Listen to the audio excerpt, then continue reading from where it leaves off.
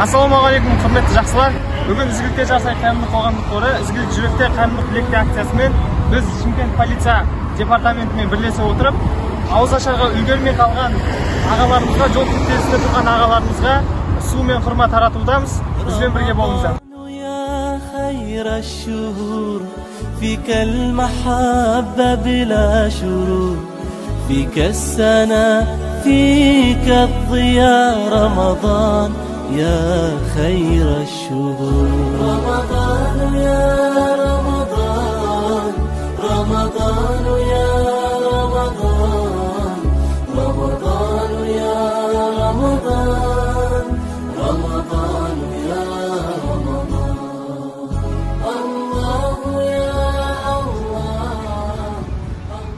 Достар, міне біз өзімізге берілген ауызашарға керекті заттарды таратып біттік. Ал енді осынша адамдардың таратқанына көмек қолын созған жандарға алғысымыз шексіз.